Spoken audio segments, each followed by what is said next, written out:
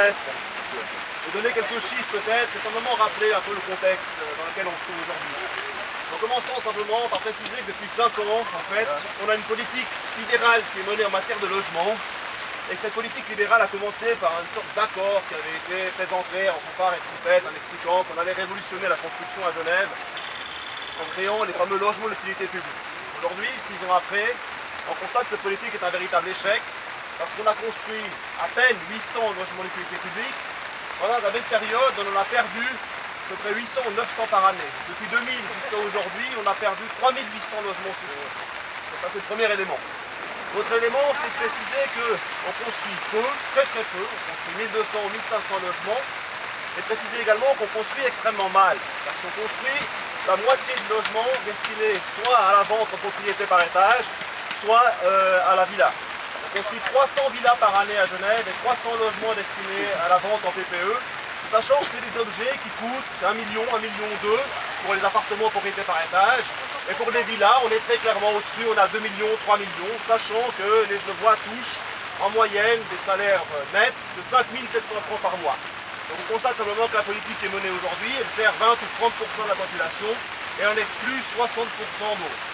Alors évidemment avec cette pénurie, avec cette situation, on a les loyers, une pénurie dramatique, on est à 0,2% de taux de vacances alors qu'il faudrait 2% pour que le marché fonctionne correctement.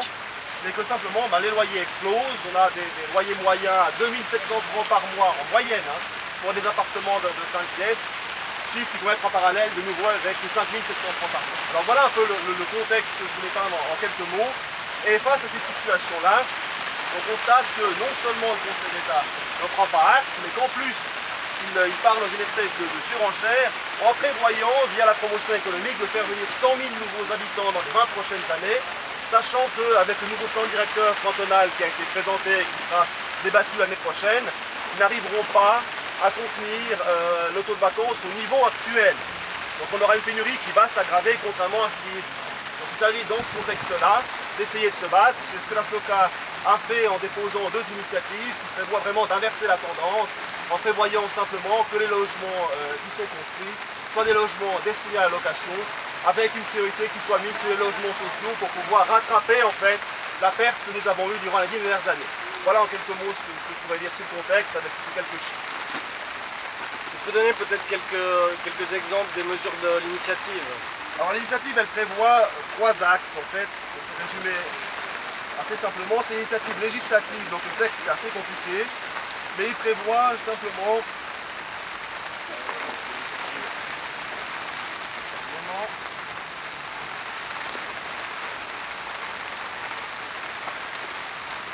avec la papier.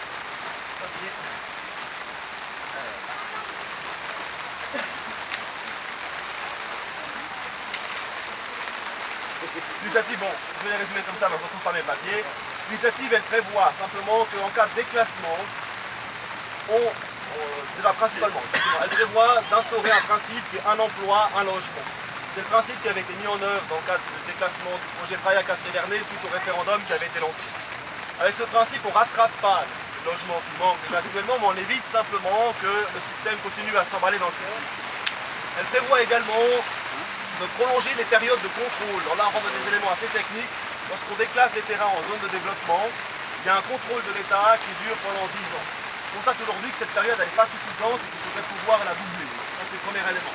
L'autre élément, c'est de prévoir également que les terrains qui seront déclassés, le prix de vente des terrains de zone agricole à la zone de construction soit limité à 130 mètres carrés, ce qui était la pratique d'avant 2005. Et l'UR l'a quintuplé depuis lors, puisqu'aujourd'hui pour 1 mètre de terrain en zone agricole, on peut le vendre 450 francs, sachant évidemment que ce prix-là se répercute sur les loyers au final. Sur les terrains qui sont d'autres types de zones, comme les zones village, actuellement on constate que le terrain est à 1000 ou 1500 francs, voire plus, avec la culette, il y a eu quelques débats là-dessus. L'idée est de revenir à 730 mètres carrés pour pouvoir toujours construire des logements sur ces terrains-là qui répondent aux besoins prépondérants de la population. Et l'autre élément, c'est de pouvoir recadrer en fait le rapport entre les logements destinés à la propriété et les logements destinés à la vente, en prévoyant que lorsqu'on déclasse une zone agricole, on fasse 100% de logements destinés à la location jusqu'à ce que le marché arrive aux 2% de taux de vacances qu'il faudrait pour pouvoir fonctionner correctement. Lorsqu'on est dans d'autres types de terrain.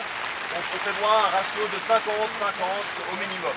Voilà, en quelques mots, les deux initiatives de la SLOCAT. Il y a également des mesures qui permettent de lutter contre les congés-ventes, en prévoyant justement l'obligation de vendre les appartements en bloc, de façon à éviter simplement qu'avec un immeuble, on le scinde et après on le vende à la découpe, qui permet aux propriétaires qui achètent un immeuble à 2 ou 3 millions de le revendre 1 million par appartement et faire des bénéfices absolument colossaux, qui aura un impact naturellement sur les locataires futurs qui s'installent, et puis surtout qu'il y aura un impact sur les locataires en place, parce qu'évidemment, si les logements sont destinés à la vente, les locataires vont devoir partir.